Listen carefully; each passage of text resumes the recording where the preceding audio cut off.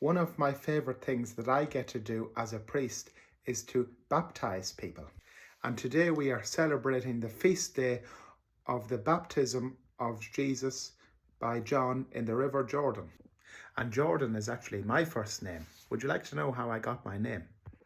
Although they're not together now, but when my parents were getting married, did my mother's poor father die just shortly before their wedding. But they did decide to go ahead with the wedding, but instead of going on a honeymoon, they went on a pilgrimage to the Holy Land. My father had lived there for some time as well.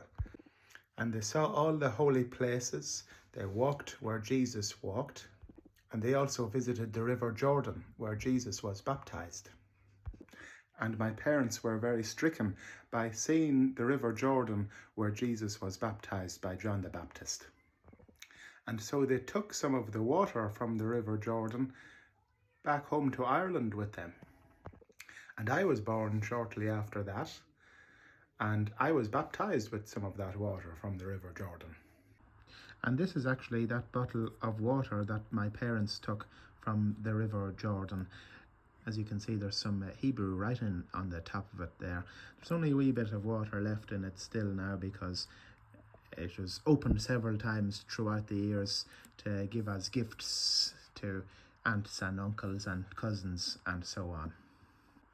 And I had to get baptized with some of that water as well. And the name for the River Jordan comes from a Hebrew word meaning to descend or to go down, because the River Jordan is a down-flowing river. The River Jordan flows from beyond the Sea of Galilee, and it flows down into the Dead Sea. That's the big lake that's so salty that you can float on it. And it's amazing that Jesus, God made man, chose to be baptized in the River Jordan, this down-flowing river.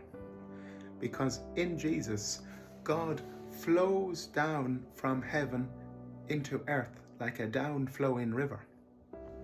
And at my baptism and in your baptism, Jesus flows down like a heavenly river into your life.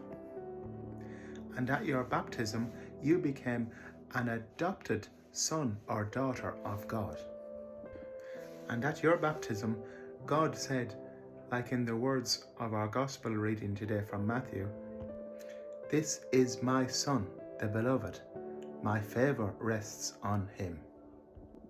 So in our baptisms, which we all share with Jesus, we have become children of God.